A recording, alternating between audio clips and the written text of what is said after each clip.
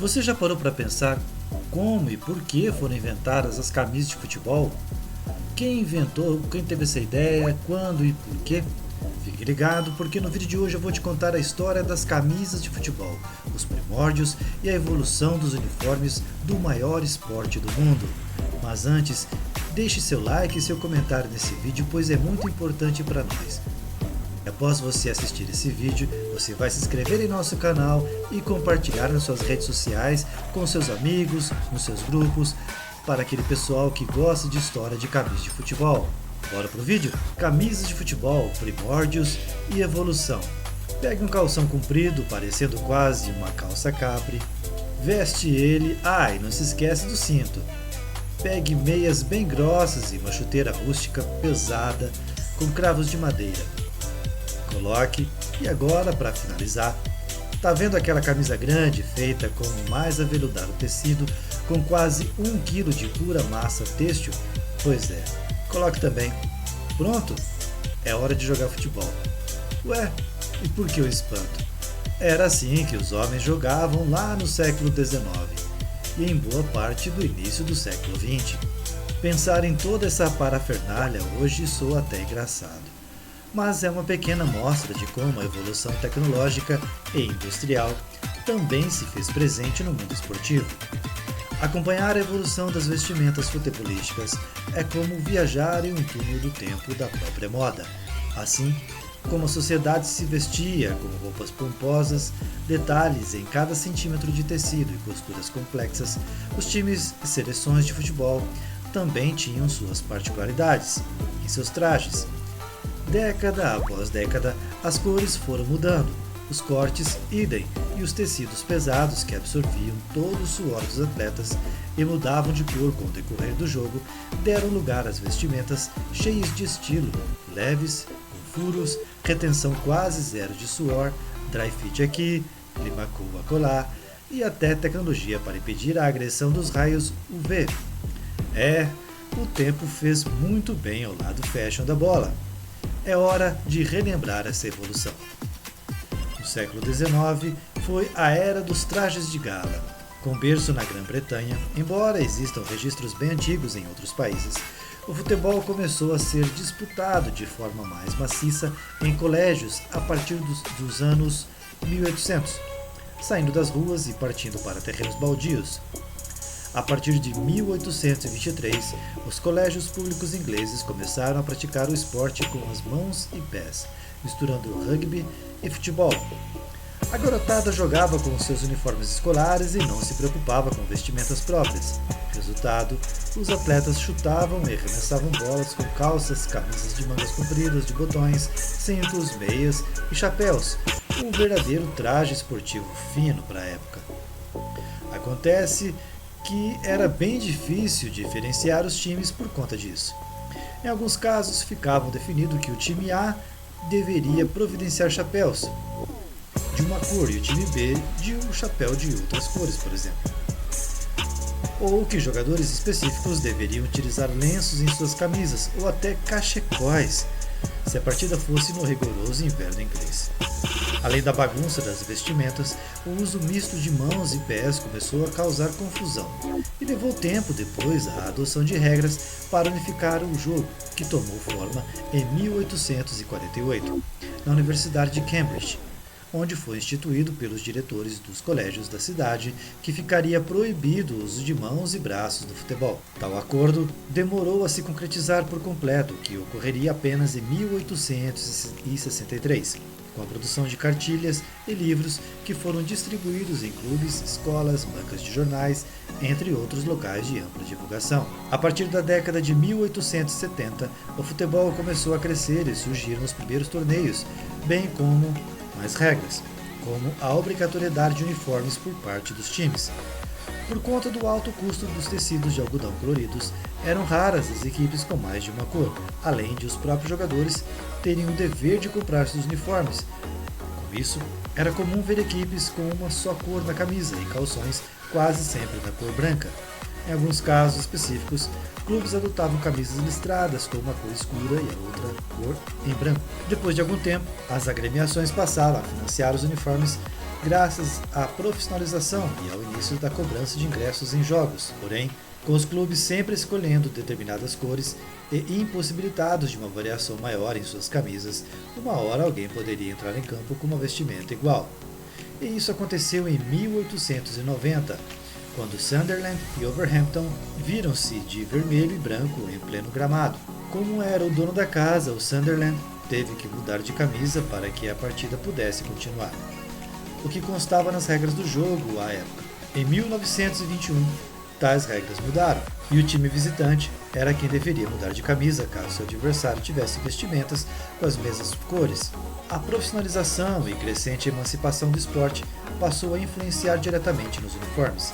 As equipes tinham que definir suas cores junto à federação, e o uniforme reserva, que no início era na cor branca. Com a evolução da moda, as camisas começaram, ainda que lentamente, a mudar de tecido e ficaram menos pesadas. O tal tecido de algodão, que ficava completamente encharcado ao final dos jogos e desgastava muito os atletas, deu lugar à malha de algodão mais leve e que possibilitava a inserção de costuras diferentes. Os botões passaram a dar lugar aos cordões e novas combinações de cores começaram a surgir, além de os escudos de times e seleções ganharem espaço, principalmente nos anos 30. Nos calções, os cintos deixaram de existir para dar lugar aos cordões e os uniformes passaram a ficar cada vez mais bonitos e bem clássicos. As décadas passaram, os números surgiram nas camisas, clubes foram ganhando cada vez mais tradição com suas cores emblemáticas, mas o algodão continuava cravado nos mantos futebolísticos. Já estávamos nos anos 1980 e lá estavam os atletas com suas verdadeiras armaduras ensopadas nos términos das partidas. Se o time vestia cores escuras e jogava num dia de sol, então que judiação! Num jogo entre Santos e Flamengo, sob calor de 34 graus, por exemplo, o Peixe já levava ligeira vantagem por vestir branco. Já o Flamengo teria sérios problemas com o vermelho e preto, que iriam absorver ainda mais o calor dos raios solares. A celulose presente no algodão era responsável por reter cerca de 50% do peso perdido dos atletas durante os jogos. Ou seja, se um jogador perdia 2 kg em uma partida, 1 kg ficava na camisa. Era um absurdo, isso sem contar os calafrios que alguns atletas tinham por conta da umidade da camisa, que diminuía a possibilidade de a pele respirar e derrubava a temperatura. Com a camisa fria, o organismo precisava trabalhar mais para manter a temperatura corporal. Nos anos 70 e 80, os clubes até tentaram amenizar o calor, dando aos seus atletas calções bem curtos, mas as camisas continuavam intactas. Só na segunda metade dos anos 80 que o poliéster iria mudar de vez as camisas de todo o mundo. A Copa do Mundo do México, em 1986, trouxe de maneira maciça o poliéster para as camisas de futebol, e mostrou para bilhões de pessoas a revolução pela qual o futebol passaria a partir daquele momento. Mais leve, perfeito para a inserção de marcas e logotipos com mais detalhes, além de ter brilho, o tecido derrubaria de vez o algodão. Os principais beneficiados foram os atletas, que não iriam mais suar a camisa literalmente nos jogos. Além disso, a mudança norteou para melhor o rumo da indústria como um todo. Os clubes pegaram carona e agregaram a novidade em suas vestimentas, além de começarem a assinar contratos vertiginosos com empresas para que patrocinassem as partes frontais das camisas.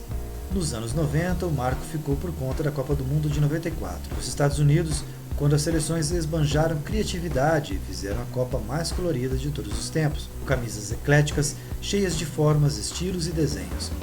Algumas tiveram resultados desastrosos, mas outras ficaram inesquecíveis e lindas, como as do campeão Brasil, da vice-campeã Itália, da Suécia, Holanda, Grécia, Argentina, Espanha, entre outras. No Brasil, a moda também pegou e ficaram marcadas as camisas dos goleiros, a célebre camisa carijó do Bragantino, a listrada em verde e branco do Palmeiras, a cheia de estrelas do Cruzeiro, a tricolor do Grêmio, entre outras. Mas as camisas ainda precisavam de ajustes. Elas eram leves, mas pareciam de plástico, pois o suor continuava retido, e ensopadas, ganhavam quase 10 gramas em peso e dificultavam a performance dos atletas. O suor deveria evaporar e a camisa deixar o atleta mais seco possível. Algo pouco confortável também era o calor que elas proporcionavam e o odor extremamente desagradável que elas exalavam. Afinal, Atire a primeira pedra quem não teve uma péssima lembrança olfativa depois de uma pelada jogando com uma camisa de poliéster xodó dos anos 90. No final dos anos 90, as empresas de material esportivo começaram a criar tecnologias que ajudassem os atletas a manter a temperatura do corpo constante em qualquer situação, seja em calor extremo, seja no frio. Era preciso um tecido leve e dinâmico que oferecesse espaços para o suor evaporar. E, enfim, o alívio para os jogadores chegou com um pequeno atraso de mais de um século. A criação da tecnologia Dry Fit possibilitou tecidos inteligentes que absorviam os suores e levavam para uma rápida evaporação, acabando de vez com o desconforto durante os jogos. Essa tecnologia foi aprimorada e hoje, passados mais de 20 anos desde seu modelo, é 13% mais leve e tem uma passagem de ar 7% mais efetiva do que o Dry Fit lá dos anos 90. Vale lembrar que as empresas de materiais esportivos desenvolveram diferentes tipos de camisas com essas tecnologias e que é preciso certa atenção para distinguir tais características. Por exemplo, em 2012, o Barcelona lançou uma camisa em degradê que causou certo estranhamento para alguns, mas que teve um resultado final bem interessante. Olhando de perto, as camisas dos jogadores Authentic e dos torcedores, a Supporter, era possível notar que as dos jogadores eram mais leves, tinham poros entre as axilas e a parte lateral do tronco, para a passagem de ar e o logotipo em silkscreen. Já a dos torcedores não tinha os poros, era ligeiramente mais pesada e tinha o logotipo bordado. Notou a diferença? Tudo em prol do desempenho dos atletas. Nesse período, as empresas sempre fazem novas experiências e lançam ano após ano camisas ainda melhores, com mais tecnologia e até biodiversas, como a do Brasil na Copa de 2014, que tinha material reciclado de garrafas PET em sua composição. As camisas de futebol possuem hoje uma presença enorme no cotidiano mundial. Elas são vistas aos montes em qualquer lugar, em qualquer país. São pensadas com carinho e peças de alta costura, além de serem um item de moda, ostentarem um peso tão importante para os cofres dos clubes quanto a contratação de jogadores. Para os amantes de camisas, vestir seu manto preferido se tornou prazeroso e até fashion. É possível comprar camisas com o próprio nome, com números personalizados e vestir-se com os próprios jogadores. Os clubes perceberam isso e possuem, além das camisas de jogo, camisas mais estilosas que podem muito bem ser utilizadas para um passeio, uma ida ao restaurante ou até uma festa. Vale destacar também os lançamentos de camisas comemorativas estilo retrô, que possuem o desenho de décadas passadas, mas tecido moderno. No futebol existe o velho ditado que diz: camisa ganha jogo. Mas por mais de um século, ela também ganhou moda, espaço, tecnologia e, acima de tudo, o coração dos torcedores. E seguirão assim.